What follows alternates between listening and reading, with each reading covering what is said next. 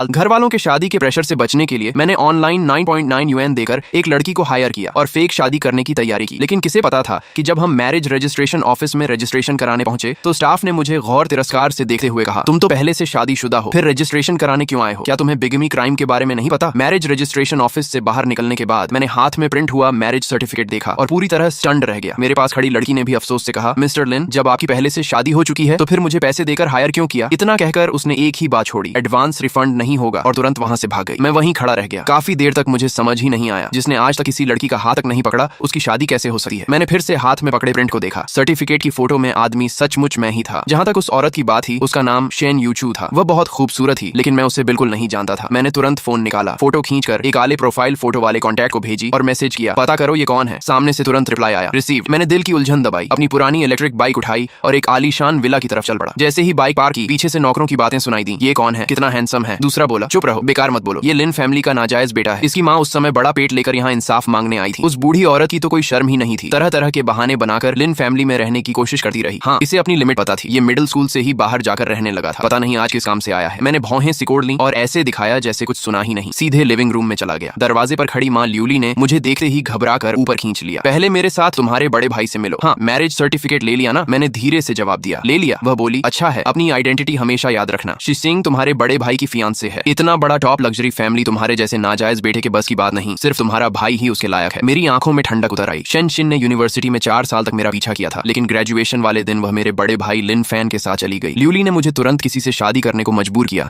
ताकि Shane Shin से मेरा रिश्ता हमेशा के लिए खत्म हो जाए। बचपन से लेकर आज तक जब भी मेरा और लिन फैन का कोई कॉन्फ्लिक्ट हुआ, उसने हमेशा मुझे बिना शर्त पीछे हटने को कहा। मैंने उसे ठंडी नजरों से देखा और कहा, तय हुआ था, ये आखिरी बार है। इस बार के बाद मैं तुम्हारा जन्म देने का एहसान चुका दूंगा। ल्यूली ने बेसब्री से कहा, ठीक है, पता है। हम लिन फान के कमरे में पहुंचे। उसने मुस्कुराकर कहा, तुम आ गए? मैं कुछ बोलता उससे पहले ल्यूली ने जवाब दे दिया, शाओ फान, लिंग यू ने आज शादी कर ली। लिन फान ने हैरानी जताते हुए कहा, सच? लड़की कैसी है? शेनशिंग से भी बेहतर। ल्यूली ने तुरंत हंसकर कहा, कैसे हो सकता है? पूरे हाईचेंग में मिस शेन से ऊंचे स्टेटस वाली लड़की मिलेगी ही नहीं। इसे कौन अच्छा फैमिली मिलेगा? कोई सड़क छाप आदमी होगा। लड़की को साथ लाने की भी हिम्मत नहीं हुई। डर था उसकी गरीब हालत तुम्हारी आंखों में चुभ जाएगी। लिन फान ने हल्की जलन के साथ कहा, ऐसा कैसे? लिंग यू इतना हैंडसम है, नहीं तो शेनशिन उसके पीछे 4 साल क्यों रहती? ल्यूली ने तिरस्कार से कहा, हैंडसम होने से क्या होता है? इसकी आइडेंटिटी ऐसी है कि पता नहीं कहां की कोई लड़की इससे शादी करने को तैयार हुई होगी। मिस सू भी इसे सिर्फ खिलौना समझकर कुछ दिन खेल लेगी। सिर्फ तुम हो, तुम्हारी आइडेंटिटी ही मिस सू के लायक है। फोटो वाली औरत का चेहरा और उसकी पर्सनैलिटी किसी सड़क छाप इंसान जैसी बिल्कुल नहीं लग रही थी, लेकिन मैंने बहस करना जरूरी नहीं समझा। तभी लिन फैन ने अपनी वॉच पहन ली और शूज पहनने लगा, लेकिन शर्ट ज्यादा टाइट होने की वजह से झुक नहीं पा रहा था। उसने मुस्कुराकर मेरी तरफ देखा। ल्यूली ने तुरंत मुझे धक्का दिया और बोली, निकम्मे, अभी तक अक्ल नहीं आई? तुम्हारा भाई झुक नहीं सका, जल्दी उसके शूज पहना दो। मैंने ठंडी आवाज में कहा, तुम खुद भी तो पहना सकती हो। ल्यूली गुस्से से चिल्लाई, ये कैसा एटीट्यूड है? क्या शादी कर लेने के बाद तुम्हारे पर निकल आए? आगे भी तुम्हें लिन फैमिली पर ही डिपेंड रहना पड़ेगा। अगर अभी से अपने भाई से अच्छे रिलेशन नहीं रखोगे तो एक दिन तुम और तुम्हारी पत्नी उसी के सामने मदद मांगते नजर आओगे। ऊपर से लिन फैमिली ने तुम्हें बड़ा किया है, इसलिए तुम्हें इस फैमिली के लिए बैल की तरह मेहनत करनी ही चाहिए। मैं जवाब देता। उससे पहले पिता लिन जेनन अचानक दरवाजे पर आ गए। उन्होंने गंभीर आवाज में कहा, अभी एक बहुत बड़े गेस्ट आने वाले हैं। तुम लोग यहाँ किस बात पर झगड़ रहे हो? ल्यूली तुरंत रोने लगी। सब इस नालायक की वजह से। आज मैरिज सर्टिफिकेट क्या मिल गया? अब मुझे अपनी माँ समझना ही छोड़ दिया। लिन जेनन ने मेरी तरफ देखा और पूछा, शादी कर ली? घर वालों से किसी अच्छी लड़की का रिश्ता क्यों नहीं करवाया? मैरिज सर्टिफिकेट है, मुझे दिखाओ। इस अजनबी पिता की अचानक दिखाई गई चिंता पर मैं कुछ पल रुका, फिर बैग से वह प्रिंट निकाला। अगले ही पल ल्यूली ने उसे झपट लिया और बोली, जरा मैं भी देखूं, इस सड़क छाप पत्नी का नाम आखिर है क्या? दूसरी तरफ लिन फान ने उत्सुकता से पूछा, पापा कौन आने वाला है जिससे आप इतने नर्वस हैं? लिन जन्नान को उस शख्स का ख्याल आते ही लगा जैसे उनका साधारण घर भी रोशनी से भर गया हो। फिर उन्होंने उत्साह से एक नाम लिया, शन यूचू। ये नाम सुनते ही मैं एक पल के लिए बिल्कुल जड़ हो गया। लिन जन्नन ने हमारे हैरान चेहरे देखकर गर्व से समझाया, तुम लोग उसे नहीं जानते, ये नॉर्मल है, वह बहुत मिस्टीरियस है। यहाँ तक कि मैं भी उससे कभी नहीं मिला। वह शेन शिन की छोटी मौसी है। सिर्फ 28 साल की उम्र में ही शेन फैमिली की असली कंट्रोलर बन चुकी है। ल्यूली ने हैरानी से कहा, तो क्या वह मिस शेन से भी ज्यादा सूटेबल है? लिन जन्नान ने कहा, कंट्रोलर बनना किसी फैमिली की बड़ी पोती बनने से कहीं बड़ी बात है। फिर उन्होंने डांटे हुए कहा, क्या बकवास कर रही हो? मिस शेन की तो पहले ही शादी हो चुकी है। मैंने हल्के से आंखें सिकोड़ ली। शादीशुदा? अगर मैरिज सर्टिफिकेट पर मौजूद औरत सच में वही है तो इसका मतलब शेन यूचू को जरूर पता होगा कि ये सब कैसे हुआ। ल्यूली ने अफसोस से कहा, उसका पति कौन है? क्या वह शाओफन से भी ज्यादा केपेबल है? लिन जन्नान ने सोचते हुए कहा, पता नहीं, सुना है वह और उसका पति दोनों सोशल इवेंट्स पसंद नहीं करते, लेकिन आज वह खुद यहाँ कैसे आ गई ये समझ नहीं आता। ल्यूली ने पूरे विश्वास से कहा, जरूर शाओफन की एक्सेलेंस ने उनका ध्यान खींच लिया होगा। इतना कहकर उसने बिना देखे मैरिज सर्टिफिकेट का प्रिंट फिर से मेरे हाथ में ठूंस दिया और उत्साह से लिन फैन का हाथ पकड़ लिया। उसे देखकर ऐसा लग रहा था जैसे वह उसकी असली माँ से भी ज्यादा खुश हो। तभी बटलर ऊपर आया और बोला, शेन फैमिली पहुंचने वाली है। लिन जन्नन ये सुनते ही जल्दी से नीचे उतर गए। मेरे पास से गुजरते हुए कैजुअली बोले, तुम बहुत दिनों बाद घर आए हो, एक ग्लास वेडिंग वाइन पी कर जाना। मैंने सिर हिला दिया। मैं यहीं रुकना चाहता था क्योंकि मुझे देखना था कि शन यूचू आखिर है कौन। कमरे में ल्यूली लिन फैन को देख रही रही थी जो टॉप लग्जरी फैमिली की लड़की से शादी करने वाला था। उसकी आंखों में खुशी छिपाई नहीं छिप रही थी। 20 साल से भी ज्यादा पहले अगर लिन मैडम लीशिया सामने न आई होती तो लिन जेनन से शादी सिर्फ ल्यूली की होती। वह लीशिया से नफरत करती थी। उसी नफरत का बदला लेने के लिए दोनों के डिलीवरी वाले दिन हॉस्पिटल में उसने दोनों बच्चों की अदला बदली कर दी। आज उसका असली बेटा लिन फैन लिन फैमिली का यंग मास्टर बन चुका था, जबकि मैं जो असली यंग मास्टर था सबकी नजरों में नाजायज बेटा बन गया। नीचे आने के बाद मैं सीढ़ियों के पास अंधेरे कोने में खड़ा होकर दरवाजे की तरफ देखने लगा और शेन फैमिली का इंतजार करने लगा। कुछ देर बाद लिन मैडम लीशिया नौकरों के सहारे नीचे उतरी। उन्होंने बैंगनी चिपाओ पहन रखी थी। उनका शरीर बहुत कमजोर हो चुका था और पूरे व्यक्तित्व में एक शांत स्कॉलरली ग्रेस थी। नौकर ने धीरे से कहा, मैडम आपकी तबीयत ठीक नहीं है, आपको नीचे नहीं आना चाहिए था। वह खांसते हुए बोली, नहीं, शाओफेन के लिए आज का दिन बहुत इंपॉर्टेंट है, मैं इसे मिस नहीं कर सकती। मैंने उनकी पीठ की तरफ देखा और मेरी आंखों में कृतज्ञता भर आई। सोचने वाली बात है, पूरे लिन फैमिली में वही मेरे लिए एकमात्र गर्मजोशी थी। बचपन में ल्यूली मुझे अक्सर खाना नहीं देती थी। एक बार लिन मैडम ने यह देख लिया था। उसके बाद वह रोज गार्डन में मेरे लिए खाना रखती थी। पूरे 12 साल तक ऐसा चलता रहा। अगर उनकी दयालुता न होती तो शायद मैं बहुत पहले ही जिंदगी से हार मान चुका होता। उन्हें दूर जाते और उनकी लगातार आती खांसी सुनकर मैं चिंता से भौहें सिकोड़ बैठा। तभी बाहर हलचल हुई। शेन फैमिली आ चुकी थी। लिन जन्नान और लिन मैडम दोनों दरवाजे पर उनका स्वागत करने पहुंचे। थोड़ी देर फॉर्मल बातें हुई, फिर वे रास्ता छोड़कर एक तरफ हो गए और पूरी टीम अंदर आ गई। मेरी नजर सबसे पहले शेन यूचू पर पड़ी। असल में वह फोटो से भी ज्यादा खूबसूरत थी। उसका स्वभाव ठंडा, शांत और बेहद कमांडिंग था। शायद उसे महसूस हो गया कि मैं उसे देख रहा हूँ। उसने अचानक मेरी तरफ देखा। उसकी तेज नजरों ने मेरे दिल में हलचल पैदा कर दी। मैं उसकी आंखों में छिपा इमोशन पढ़ना चाहता था, लेकिन अगले ही पल उसने नजर हटा ली और दूसरी तरफ देखने लगी। मैं समझ नहीं पाया कि वह मुझे पहचानती है या नहीं। लिन जनान मुस्कुराकर बोले, मिस शेन, आपके पति नहीं आए। ये सुनते ही मुझे लगा कि शेन यूचू ने फिर एक बार मेरी तरफ देखा। उसने बस इतना कहा, उन्हें आना कन्वीनियंट नहीं था। इसके बाद सब लोग उन्हें घेरे हुए गेस्ट हॉल की तरफ चले गए। 4 साल तक मेरा पीछा करने वाली शेन शिन भी उनके साथ ही। उसने खूबसूरत ड्रेस पहन रखी थी। यूनिवर्सिटी के दिनों से अब वह कहीं ज्यादा मैच्योर लग रही थी। उसने मुझे नहीं देखा। वह बस ध्यान भटकाए हुए लिन फैन से बातें कर रही थी। मैं चुपचाप वहीं खड़ा था कि अचानक ल्यूली ने मेरा हाथ पकड़ लिया और धीमी आवाज में डांटा, लिन यू, तुम अभी तक यहीं क्या कर रहे हो? क्या शेन शिन से तुम्हारा मन अभी तक नहीं भरा? याद रखो, अब वह तुम्हारी भाभी है। मैंने उसका हाथ झटक दिया और हंसते हुए कहा, चिंता मत करो, मुझे थर्ड पर्सन बनने में कोई इंटरेस्ट नहीं है। मिस्टर लिन ने खुद मुझे रुकर वेडिंग वाइन पीने को कहा है। बोर्डिंग स्कूल जाने के बाद से ही मैं लिन जनन को हमेशा मिस्टर लिन कहकर बुलाता था। ल्यूली ने दांत भींचते हुए कहा, वह बस फॉर्मेलिटी निभा रहे थे और तुमने सच मान लिया। लगता है तुम्हें अपनी औकात का बिल्कुल अंदाजा नहीं है। आज जैसे मौके पर मैं भी लिन फैमिली की इज्जत खराब नहीं कर सकती और तुम जैसे नाजायज बेटे को लगता है कि बैंक्वेट में बैठने का हक है। अभी के अभी यहाँ से निकल जाओ। मैंने चिढ़कर भौहें सिकोड़ ली। मैं कुछ कहता उससे पहले मेरी नजर शेन यूचू पर पड़ी। वह बालकनी में फोन पर बात करने चली गई थी। मैंने ल्यूली की बात अनसुनी की और उसके पीछे चला गया। जैसे ही मैं उसके पास पहुंचा उसने फोन काट दिया और बर्फ जैसी ठंडी नजरों से मेरी तरफ देखा। मैं एक पल को रुक गया। उसके खतरनाक लुक का सामना करते हुए मैंने हल्की मुस्कान के साथ कहा, वाइफ? शेन यूचू की नजर और भी ठंडी हो गई। मैं लगातार उसके चेहरे के रिएक्शन को देखता रहा, लेकिन उसने इस संबोधन पर कोई इमोशन नहीं दिखाया। वह मुड़ी और जाने लगी। मैंने जल्दी से आगे बढ़कर उसका रास्ता रोक लिया। तुम मुझे पहचानती नहीं? शेन यूचू ने ऊपर से नीचे तक देखते हुए कहा। रास्ता छोड़िए, क्या मुझे आपको पहचानना चाहिए मिस्टर? मैं शादीशुदा हूँ, प्लीज अपनी मर्यादा में रहिए। मैं पूरी तरह कंफ्यूज हो गया। साफ था कि वह मुझे नहीं पहचानती, लेकिन खुद को शादीशुदा भी कह रही थी। क्या मैरिज रजिस्ट्रेशन ऑफिस ने सचमुच गलत इंफॉर्मेशन दर्ज कर दी? मैंने पूछा। आपके पति कौन है? उसने फिर वही ठंडा जवाब दिया, इससे आपको कोई मतलब नहीं। मैंने तुरंत वह मैरिज सर्टिफिकेट का प्रिंट उसके सामने कर दिया और कहा, मिस शेन, इस सर्टिफिकेट में जो महिला है क्या वह आप ही हैं? शेन यूचू की नजर पहले दूल्हे के नाम पर गई, फिर उसने तिरस्कार से कहा, मिस्टर लिन, एक फेक डॉक्यूमेंट बनवाने में ज्यादा पैसे नहीं लगे। अगर फेक बनाना ही था तो थोड़ा प्रोफेशनल तो बनते। इतना कहकर वह वापस हॉल नहीं गई। वह सीधे गार्डन पार करके पार्किंग की तरफ चली गई। मैं उसके पीछे भागा और सब समझाना चाहा, लेकिन 2 बॉडीगार्ड्स ने मुझे रोक लिया। मैंने उसकी जाती हुई पीठ की तरफ जोर से कहा, ये सर्टिफिकेट सच है। अगर यकीन नहीं है तो मैरिज रजिस्ट्रेशन ऑफिस में जाकर चेक कर लीजिए। शेन यूचू कार में बैठी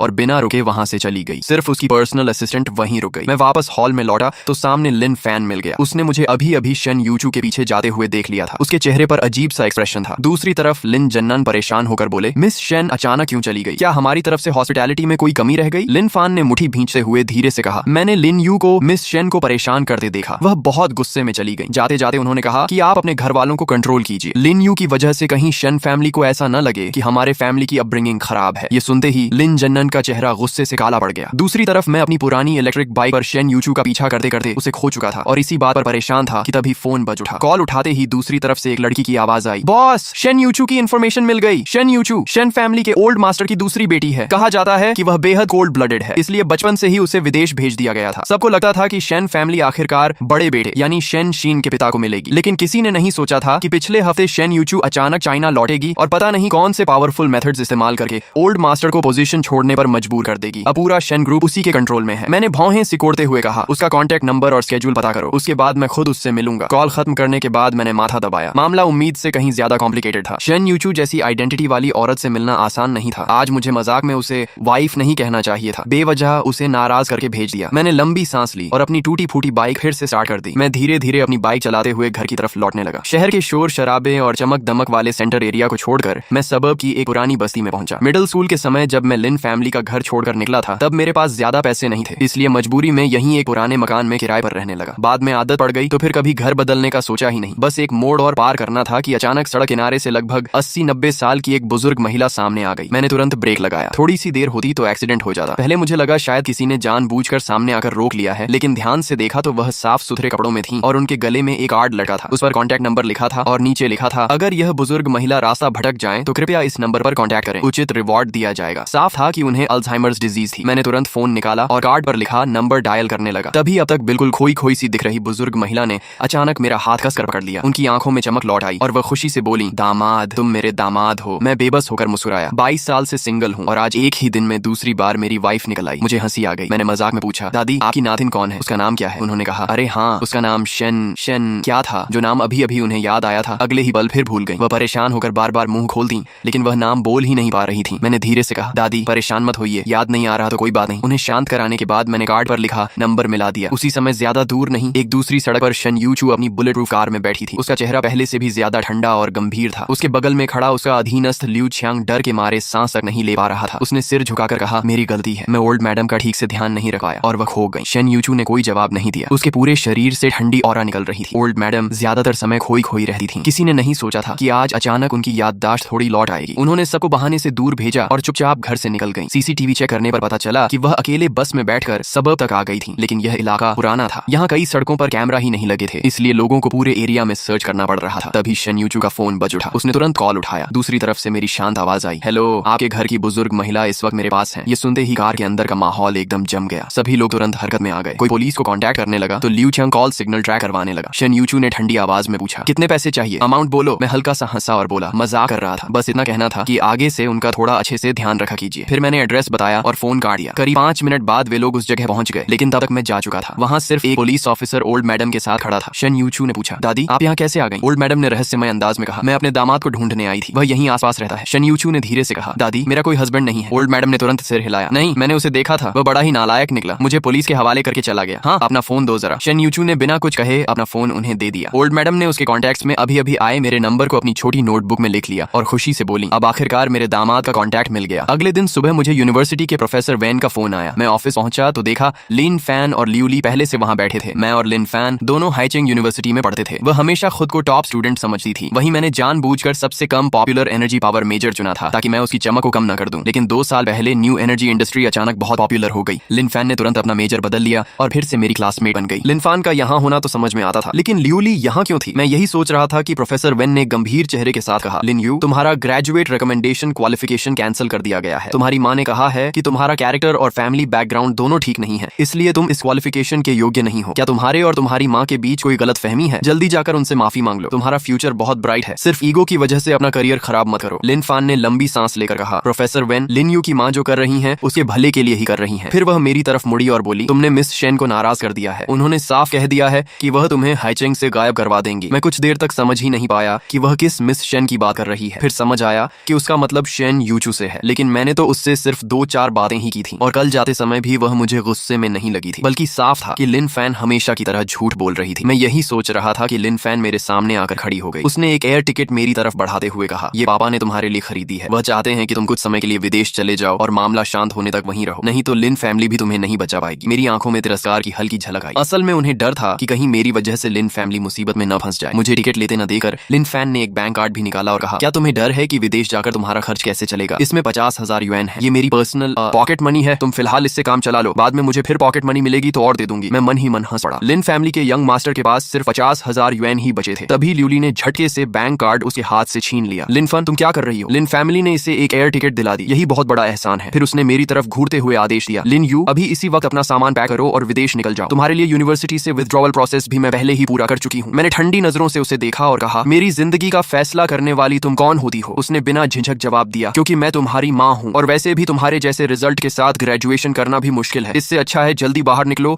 और जॉब करके पैसे कमाओ। प्रोफेसर वेन से रहा नहीं गया। उन्होंने कहा, लिन यू की माँ, आपको गलत फहमी हुई है, स्टूडेंट लिन। लेकिन उनकी बात पूरी होने से पहले ही ल्यूली ने बीच में काट दिया। प्रोफेसर, आपको इसकी तरफदारी करने की जरूरत नहीं है। मैं इससे ज्यादा अच्छी तरह जानती हूँ कि ये कैसा इंसान है। ये पोस्ट ग्रेजुएट इसलिए करना चाहता है क्योंकि लिन फैन भी कर रही है। पहले आईने में अपनी शक्ल देख ले, इसकी क्या औकात की लिन फैन की बराबरी करे। प्रोफेसर वेन एक पल के लिए चुप रह गए, फिर हैरानी से लिन फैन की तरफ देखकर बोले, लेकिन मुझे याद है तुम्हें ग्रेजुएट रिकमेंडेशन नहीं मिली थी और तुमने पोस्ट ग्रेजुएट एंट्रेंस एग्जाम भी नहीं दिया था। लिन फैन विनम्रता से मुस्कुराई और बोली, मैं स्पेशल एडमिशन रूट से आई हूँ। प्रोफेसर के पूछने पर उसने बनावटी विनम्रता से कहा, डॉक्टर यू ने hydrogen clean fuel technology successfully develop की है और उसका पैटेंट भी लिया है। उन्हें डॉक्टरेट टाइटल मिला है। ये सुनकर मैं अंदर ही अंदर चौंक गया। डॉक्टर यू, मुझे खुद ही नहीं पता था कि मैं लिन फैन को स्पेशल एडमिशन दिला रहा हूँ। सच तो यह था कि लिन फैमिली ने कभी मेरी थोड़ी बहुत मदद की थी। उसी एहसान के बदले मैं कई सालों से डॉक्टर यू नाम से उनकी कंपनी को टेक्निकल सपोर्ट देता आ रहा था। मैंने अपनी पहचान छिपाने के लिए ये झूठ भी फैलाया था कि मुझे किसी ने स्पॉन्सर करके पढ़ाया है, लेकिन लिन फैन आगे झूठ करती रही। मेरी माँ ने उस समय डॉक्टर यू की पढ़ाई में मदद की थी, इसलिए पढ़ाई पूरी होने के बाद डॉक्टर यू खुद हमारे घर आए और बोले कि मेरी माँ उनकी लाइफ सेवर है, तभी से वह हमारी कंपनी को लगातार टेक्नोलॉजी सपोर्ट दे रहे हैं। मुझे पूरा भरोसा है कि वह मेरी किसी भी रिक्वेस्ट को मना नहीं करेंगे। प्रोफेसर वेन ने उसकी बात पर विश्वास कर लिया और पूछा, तो डॉक्टर यू इस समय कहाँ काम कर रहे हैं? लिन फैन बोली, डीन, जल्द ही डॉक्टर यू को हमारी यूनिवर्सिटी में टीचिंग के लिए इनवाइट करने वाले हैं। प्रोफेसर वेन बेहद खुश हो गए। उन्होंने मेरी तरफ देखकर कहा, लिन यू, तुम्हारा रिसर्च डायरेक्शन भी डॉक्टर यू जैसा ही है। जब वह आएंगे तो मैं तुम्हारी उनसे पहचान करवा दूंगा। अगर डॉक्टर यू तुम्हारे लिए रिकमेंडेशन दे दें तो शायद तुम्हारी ग्रेजुएट रिकमेंडेशन फिर से मिल सकती है। लिन फैन ने चिंता दिखाने का नाटक करते हुए कहा, प्रोफेसर वेन, क्या ऐसा करना ठीक रहेगा? शेन फैमिली तो हाईचेंग की सबसे अमीर फैमिली है, हर साल हमारी यूनिवर्सिटी को बहुत बड़ा रिसर्च फंड देती है। अभी डॉक्टर यू की वैल्यू बहुत ज्यादा है। अगर डॉक्टर यू सच में बोल देंगे तो यूनिवर्सिटी शायद उन्हीं की बात मानेगी। फिर उसने आह भरते हुए कहा, लेकिन डॉक्टर यू मेरी माँ की इज्जत करते हैं। अगर मैं उनसे कहूँ तो वह पूरी कोशिश करेंगे। लेकिन लिन यू तो मेरे पिता का नाजायज बेटा है और मेरी माँ के ऑपोजिट साइड पर है। लिन यू, चाहो तो मैं तुम्हारे लिए डॉक्टर यू से बात कर सकती हूँ। मैंने हल्की हंसी के साथ मना कर दिया। इस समय लिन फैन मुझे किसी सर्कस के जोकर से ज्यादा नहीं लग रही थी। मैंने प्रोफेसर वेन से कहा, प्रोफेसर, आप जानते हैं कि मुझे ग्रेजुएट रिकमेंडेशन में कभी खास इंटरेस्ट नहीं था। ल्यूली ने होंठ सिकोड़ते हुए कहा, बेकार कोशिश मत करो। मिस शेन को नाराज करके भी हाईचेंग में जॉब मिलने का सपना देख रहे हो? सपना ही देखते रहना। मैंने शांत स्वर में कहा, मुझे नहीं लगता कि हाईचेंग में कोई इतना ताकतवर है कि पूरे शहर को कंट्रोल कर सके। प्रोफेसर वेन गुस्से में बोले, अगर कहीं जॉब नहीं मिले तो मेरे पास आ जाना, मेरे असिस्टेंट बन जाना। उनकी बात सुनकर मेरे दिल में गर्मजोशी भर गई। मैंने कहा, प्रोफेसर, मेरे और मिस शेन के बीच सिर्फ एक छोटी सी गलतफहमी है, क्लियर हो जाएगी। आपको मेरी चिंता करने की जरूरत नहीं है। यह देखकर लिन फैन ने मुठियां भींच ली और ताने भरे अंदाज में बोली, लिन यू, क्या तुम फिर से मिस शेन के पीछे जाने वाले हो? उनकी शादी हो चुकी है, तुम्हारा ऐसा करना बिल्कुल ठीक नहीं है। उसकी बात सुनते ही ल्यूली का गुस्सा फट पड़ा। अगले ही पल उसने सबके सामने मेरे चेहरे पर जोरदार थप्पड़ मार दिया। मैं अविश्वास से उसे देखता रह गया। मुझे उम्मीद नहीं थी कि वह प्रोफेसर वेन के सामने भी हाथ उठा देगी, लेकिन उसे जरा भी शर्म नहीं आई। उसने उंगली मेरी तरफ तान कर कहा, लगता है इतने साल बाहर रहकर तुम घर के रूल्स भूल गए हो। अभी अपने बड़े भाई से माफी मांगो और प्रॉमिस करो कि आगे कभी शेन फैमिली के किसी मेंबर से मिलने की कोशिश नहीं करोगे। मेरी आंखों की सारी गर्माहट खत्म हो गई, सिर्फ ठंडी नफरत बची। जिस दिन मैंने कहा था कि यह आखिरी बार है, उसने उस बात को बिल्कुल भी सीरियस नहीं लिया। वह आज भी मुझे वही दब्बू बच्चा समझ रही थी जो बचपन में उसके सामने सिर झुकाकर रहता था, गालियां सुनता था, मार खाता था, लेकिन कभी जवाब नहीं देता था। बाद में जब मैं घर छोड़कर यूनिवर्सिटी आया और फिर उससे मिला तो मेरी हालत पहले जैसी गरीब जरूर थी, लेकिन अब मैं उसके सामने सिर उठाकर खड़ा होता था। शायद उसने सोचा कि इतने साल मार न खाने से मैं अपनी औकात भूल गया हूँ। वह अब भी यही सोच रही थी कि आज मुझे फिर से सबक सिखाएगी, लेकिन तभी मैं धीरे धीरे उसके सामने जाकर खड़ा हो गया। उसने होंठों पर मुस्कान ला ली। उसे लगा मैं माफी मांगने आया हूँ। अगले ही पल मैंने मुट्ठी उठाई और पूरी ताकत से उसके चेहरे पर घूंसा मार दिया। लिन फैन की आंखों के आगे अंधेरा छा गया। वह लड़खड़ा कर रह गई। ल्यूली गुस्से से चिल्लाती हुई मेरी तरफ दौड़ी, लिन यू, तुमने उसे मारने की हिम्मत कैसे की? मैंने धीरे से उसकी तरफ सिर घुमाया। मेरे पूरे शरीर से खतरनाक ऑरा निकल रही थी। मेरा चेहरा देखकर ल्यूली वहीं जम गई। डरते हुए बोली, क्या करने वाले हो? एहसान फरामोश, मैं तुम्हारी माँ हूँ, क्या मुझ पर भी हाथ उठाओगे? मैंने बर्फ जैसी ठंडी आवाज में एक एक शब्द बोलते हुए कहा, जब माँ होने का फर्ज निभाया ही नहीं तो बेटे से भी फर्ज निभाने की उम्मीद मत रखना। आज के बाद मेरी जिंदगी में दखल देने की कोशिश मत करना। अगर आगे भी तुमने मेरे खिलाफ कुछ किया तो उसका कई गुना हिसाब मैं लिन फैन से लूंगा। इतना कहकर मैंने प्रोफेसर वेन की तरफ मुड़कर गहरा झुकर प्रणाम किया। पिछले 4 सालों में उन्होंने जो मेरा साथ दिया उसके लिए दिल से धन्यवाद कहा और बताया कि मेरा काम खत्म होते ही मैं वापस यूनिवर्सिटी लौट आऊंगा। इतना कहकर मैं बिना पीछे देखे वहां से निकल गया। जब तक मेरा साया भी ऑफिस से गायब नहीं हो गया तब तक ल्यूली वहीं स्तब्ध खड़ी रही। मैं अभी यूनिवर्सिटी गेट से बाहर निकला ही था कि जीवे का फोन आ गया। उसने कहा, बॉस, सब पता चल गया। अब समझ आया कि शन यूचू बाहर सबको क्यों कहती है कि उसकी शादी हो चुकी है, लेकिन वह आपको पहचानती क्यों नहीं। शन फैमिली बाहर से जितनी शानदार दिखती है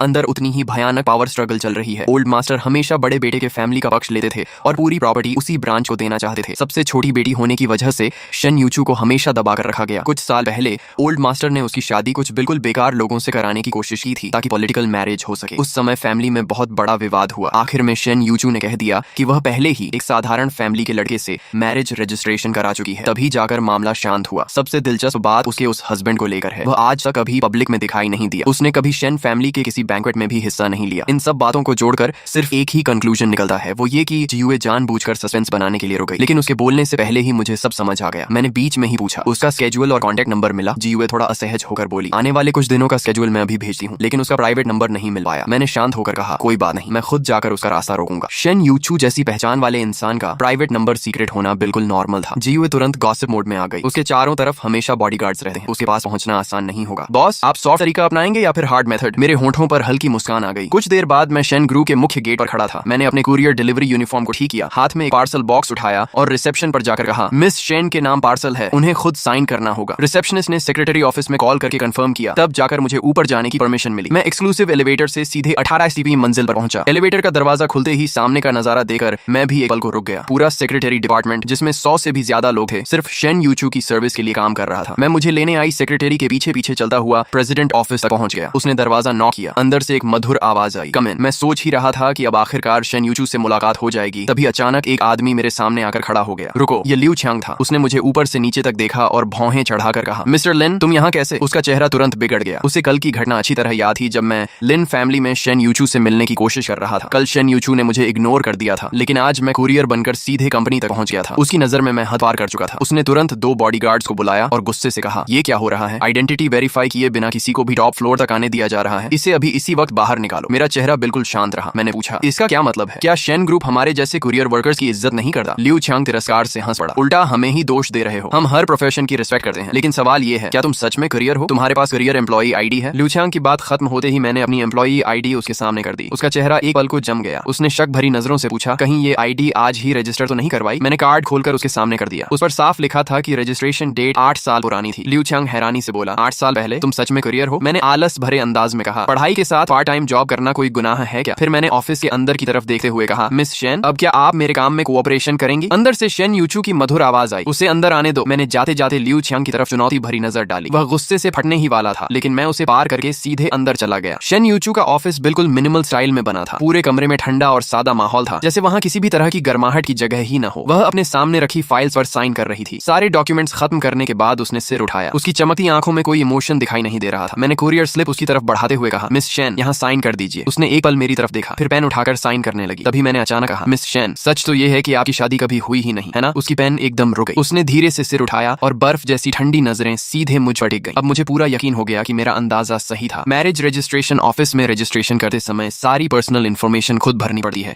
वहाँ गलती होने की संभावना नहीं होती। दूसरी तरफ शेन यूचू दुनिया के सामने खुद को मैरिड बताती थी, लेकिन मुझे बिल्कुल नहीं पहचानती थी। जीयूए की इन्वेस्टिगेशन के बाद सिर्फ एक ही सच बचता था। घर वालों के मैरिज प्रेशर से बचने के लिए उसने दुनिया के सामने एक फेक हस्बैंड बना रखा था। वह कभी मैरिज रजिस्ट्रेशन ऑफिस गई ही नहीं थी, इसलिए उसे यह पता ही नहीं था कि ऑफिशियल रिकॉर्ड्स में हमारी शादी रजिस्टर हो चुकी है। मैंने गंभीरता से कहा, मिस शेन, मुझे पता है मेरी बात सुनने में बहुत स्ट्रेंज लगेगी, लेकिन हमारी सच में शादी हो चुकी है। शेन यूचू धीरे धीरे अपनी चेयर पर सीधी बैठ गई। उसके चेहरे पर हल्की नफरत दिखाई दी। उसने कहा, मिस्टर लिन, बेकार की कोशिश मत कीजिए। मान भी लें कि मेरी शादी नहीं हुई, तब भी मैं आपसे शादी करके शेनशिन से बदला लेने जैसी घटिया हरकत कभी नहीं करूंगी। मैं हल्का सा मुस्कुराया। साफ था कि उसे मेरे और शेनशिन के पुराने रिश्ते के बारे में पता था। वह यही समझ रही थी कि मैं उससे शादी की बात सिर्फ बदला लेने के लिए कर रहा हूँ, इसलिए वह मेरी किसी बात पर विश्वास नहीं कर रही थी। मैंने जल्दी से कहा, मैं यहाँ शेनशिन की वजह से नहीं आया हूँ, मैं तो आपसे डिवोर्स लेने आया हूँ। मुझे आप लोगों के रिलेशनशिप ड्रामा में बिल्कुल इंटरेस्ट नहीं है। मेरी बात पूरी होने से पहले ही शेन यूचू ने मुझे रोक दिया। उसने जल्दी जल्दी कुरियर स्लिप पर साइन किए, पेपर मेरी तरफ बढ़ाया और ठंडे स्वर में कहा, आगे से मुझे परेशान मत करना, नहीं तो अंजाम अच्छा नहीं होगा। उसकी बात सुनकर मुझे भी गुस्सा आ गया। मैंने कहा, आप पहले ही मेरे साथ अच्छा बिहेवियर कहाँ कर रही हैं? आपने तो पूरे हाइचिंग में ये बात फैला दी कि मुझे शहर से गायब करवा देंगी। शेन यूचू ने भौहें सिकोड़ते हुए कहा, मैंने ऐसा कब? लेकिन उसकी बात पूरी भी नहीं हुई थी कि उसका फोन बज उठा। ये उसकी दादी के लिए रखा गया स्पेशल रिंगटोन था। उसने तुरंत कॉल उठाया। दूसरी तरफ केयर टेकर की घबराई हुई आवाज आई, मिस शेन, ओल्ड मैडम फिर से गायब हो गई हैं। शेन यूचू बिना एक पल गंवाए जल्दी से बाहर निकल गई। मैं भी उसके पीछे जाकर सारी बात साफ करना चाहता था, लेकिन एक बार फिर लियू छियांग ने मुझे रोक लिया। उसने कहा, मिस्टर लिन, मेरी सलाह मानिए, अब यहीं रुक जाइए। आखिर मुझे शेन ग्रुप से बाहर भेज दिया गया। जब मैं अपने किराए के घर के दरवाजे तक पहुंचा, तभी अचानक मुझे पीछे कुछ हलचल महसूस हुई। मैंने मुड़कर देखा तो वही बुजुर्ग दादी चुके चुके मेरा पीछा कर रही थी। मैं बेबस होकर मुस्कुराया। मैं कुछ कहता उससे पहले उन्होंने मेरा हाथ पकड़ लिया और बोली, दामाद, इस बार मुझे छोड़कर मत भागना। घर के अंदर वह डाइनिंग टेबल के पास बैठ गई और लगातार 3 ग्लास पानी पी गई। मैंने गंभीर होकर कहा, दादी, मैं सच में आपका दामाद नहीं हूँ। उन्होंने जिद से कहा, तुम हो। फिर उन्होंने एक और ग्लास पानी एक ही सांस में खत्म कर दिया। मुझे समझ आ गया कि उन्हें समझाना बेकार है। मैंने फोन निकाला और पिछली बार वाला नंबर फिर से डायल कर दिया। सिर्फ एक रिंग हुई और सामने से तुरंत कॉल उठ गया। हेलो। दूसरी तरफ से एक महिला की आवाज आई जो मुझे कुछ जानी पहचानी सी लगी। मैं कुछ बोलता उससे पहले दादी ने झटके से फोन मेरे हाथ से छीन लिया। उसी समय शेन यूचू अपनी पूरी टीम के साथ आसपास उन्हें ढूंढ रही थी। बाहर से वह शांत दिखाई दे रही थी, लेकिन अंदर ही अंदर बहुत परेशान थी। उसकी दादी को सिर्फ अल्जाइमर्स डिजीज ही नहीं थी, वह 87 साल की थी और उनके शरीर के लगभग सभी ऑर्गन्स कमजोर पड़ चुके थे। किसी भी समय उनकी जान को खतरा हो सकता था। फोन बजते ही उसने तुरंत कॉल उठाया। अगले ही पल उसे दूसरी तरफ से अपनी दादी की जोरदार आवाज सुनाई दी। अरे बदमाश लड़की, मुझे लेने मत आना, मैं अपने दामाद के साथ हूँ। नंबर वही था जो पिछली बार मेरे फोन का था, इसलिए शेन यूचू तुरंत समझ गई कि दादी फिर से मेरे साथ है। उसने गहरी सांस लेकर पूछा, दादी आप कहाँ हैं? दादी ने तुरंत जवाब दिया, नहीं बताऊंगी। शेन यूचू ने कहा, आप नहीं बताएंगी तो भी मैं आपको ढूंढ लूंगी। दादी ने जिद में कहा, मुझे ढूंढने की कोशिश भी मत करना और किसी को मेरे पीछे मत भेजना। शेन यूचू ने सिर पकड़ लिया। उसने फोन का माइक ढककर पास खड़े चीफ डॉक्टर से धीरे से पूछा, क्या हम उन्हें फोर्स करके वापस ला सकते हैं? डॉक्टर ने सिर हिलाते हुए कहा, ओल्ड मैडम को इस समय किसी भी तरह का शॉक नहीं देना चाहिए, बेहतर होगा उनकी बात मान ली जाए। वैसे पिछली बार वाला लड़का भी कोई बुरा इंसान नहीं लगता। शेन यूचू ने बेबसी से लंबी सांस ली, फिर फोन पर प्यार से कहा, दादी कम से कम आपकी दवा तो पहुंचानी पड़ेगी। दादी ने तुरंत जवाब दिया, दवा की जरूरत नहीं, मेरे पास सब है, तुम चिंता मत करो, मैं अपने दामाद को साथ लेकर ही घर लौटूंगी। इतना कहकर उन्होंने बिना कुछ और सुने फोन काट दिया और मुस्कुराते हुए फोन वापस मेरी तरफ बढ़ा दिया। चेहरे पर गर्व भरी मुस्कान के साथ दादी बोली, दामाद काम हो गया। मैं पूरी तरह कंफ्यूज्ड होकर उन्हें देखने लगा। ये कैसे बेफिक्र घर वाले हैं? उन्होंने एक अजनबी के भरोसे अपनी बुजुर्ग माँ को छोड़ दिया। मैं फिर से फोन करने ही वाला था कि वी चैट पर नोटिफिकेशन आई। किसी ने फोन नंबर के जरिए फ्रेंड रिक्वेस्ट भेजी थी। मैसेज में लिखा था, मैं दादी की नातिन हूँ। मैंने रिक्वेस्ट एक्सेप्ट कर ली। सामने से तुरंत मैसेज आया, कृपया कुछ दिन मेरी दादी का ध्यान रख लीजिए, उनकी तबीयत अभी ठीक नहीं है, उन्हें किसी भी तरह का शौक नहीं लगना चाहिए। मैं हल्का सा हंसा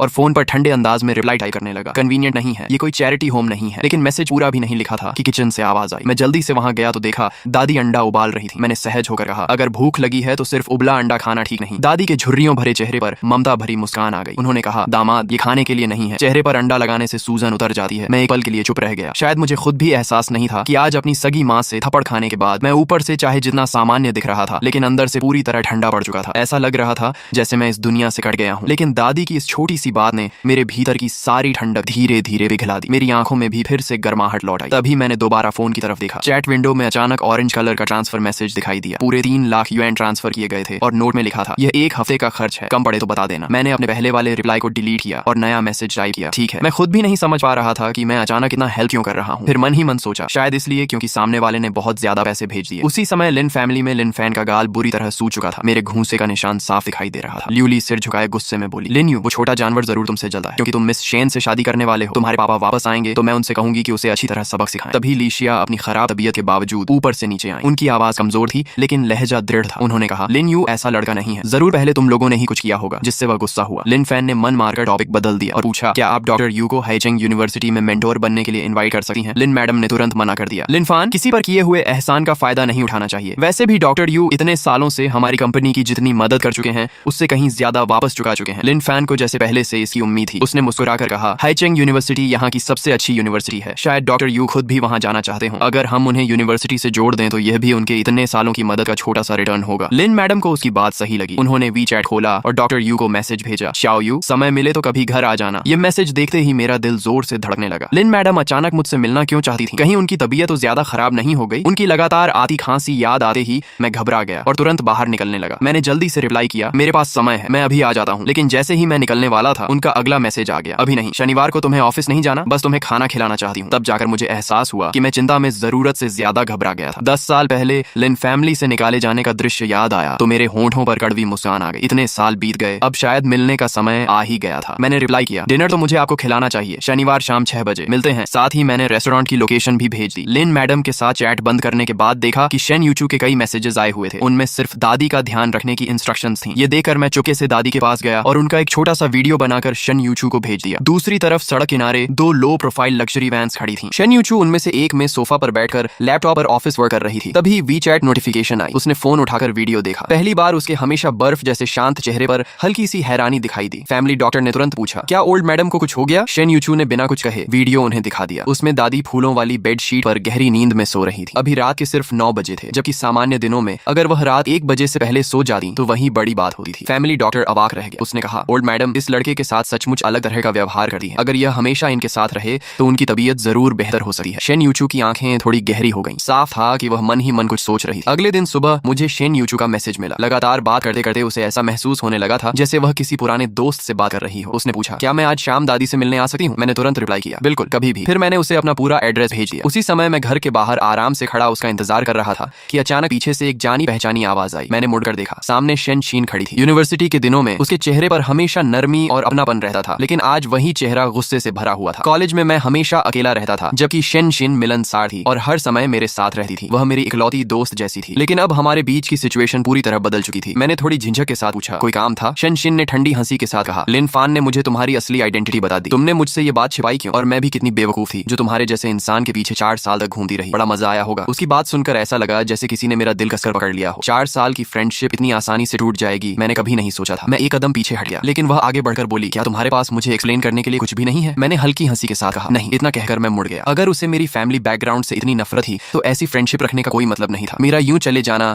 शेनशिन को अजीब तरह से बेचैन कर गया। उसने बिना सोचे मेरा हाथ पकड़ लिया। तुम नहीं जा सकते। मैंने पलट कर पूछा, और कुछ? उसके चेहरे पर गुस्सा साफ दिखाई दे रहा था। वह मन ही मन सोच रही थी कि रिश्ता खत्म करने वाली तो वह थी, फिर ऐसा क्यों लग रहा था जैसे छोड़कर मैं जा रहा हूँ। कुछ पल बाद उसने ताने भरे लहजे में कहा, तुम अभी भी यहाँ पार्ट टाइम जॉब कर रहे हो? मतलब अभी तक कोई प्रॉपर जॉब नहीं मिली? ऐसा करो, मेरे पर्सनल लाइफ असिस्टेंट बन जाओ। मैंने उसका हाथ छुड़ाते हुए ठंडे स्वर में कहा, शायद मैं उस काम के लायक नहीं हूँ। लेकिन वह जिद पर अड़ी रही। तुम्हें ज्यादा कुछ नहीं करना होगा। कंपनी के पास मेरा एक अपार्टमेंट है, बस वहीं रहना। मेरी डेली लाइफ का ध्यान रखना। हर महीने 50,000 युएन दूंगी। काफी है ना? मेरी आंखें तुरंत ठंडी हो गई। मैंने पूछा, मतलब तुम चाहती हो कि मैं तुम्हारा रखैल बन जाऊं? शेन हंस पड़ी। वो काम तो तुम अच्छी तरह कर लोगे। आखिर तुम्हारी माँ भी तो किसी की रखैल थी। बचपन से वही सब देखते आए हो। फैमिली एक्सपीरियंस है तुम्हारे पास। मुझे पूरा यकीन है कि तुम प्रोफेशनल साबित होगे। उसकी यह बात सुनते ही मैंने जोर से उसका हाथ छड़का। वह सीधे जमीन पर गिर पड़ी। मैं बर्फ जैसी ठंडी नजरों से उसे देकर बोला, बस बहुत हो गया। लेकिन वह उठकर उल्टा मुस्कुराने लगी। उसने कहा, मैं तुम्हें सोचने का समय देती हूँ। जब मन बदल जाए तो कभी भी मेरे पास आ जाना। इतना कहकर वह चली गई। मैं खुद पर कड़वी मुस्कान हंस पड़ा। उसी शाम ऑफिस खत्म होने के बाद शेन यूचू समय पर मेरे पुराने अपार्टमेंट पहुंची। उसके हाथ में फलों का एक बैग था। वीचैट पर भेजे गए एड्रेस के अनुसार उसने दरवाजा नॉक किया। अंदर आते ही उसने देखा कि दादी बिल्कुल स्वस्थ दिखाई दे रही थी। तब जाकर उसने चैन की सांस ली। उसने आसपास नजर दौड़ाई। सिर्फ 60 स्क्वायर मीटर का छोटा सा 2 बेडरूम फ्लैट था, लेकिन बहुत साफ, सलीकेदार और गर्मजोशी से भरा हुआ। तभी बाथरूम से शावर चलने की आवाज आई। शेन यूचू ने जैसे बिजली का झटका लगा हो वैसे तुरंत अपनी नजरें हटा ली। फैमिली डॉक्टर भी अंदर आने ही वाली थी कि शेन यूचू ने उन्हें रोक दिया। आप कार में इंतजार कीजिए। फिर उसने खुद दादी का blood pressure, blood sugar, heart rate और बाकी सारे बेसिक टेस्ट किए। शायद पिछली रात दादी ने बहुत अच्छी नींद ली थी, इसलिए उनकी सारी रिपोर्ट्स बिल्कुल नॉर्मल थी। दादी गर्व से बोली, मेरे दामाद ने मेरा बहुत अच्छे से ध्यान रखा है। अपनी आंखों से सब कुछ देखने के बाद आखिरकार शेन यूचू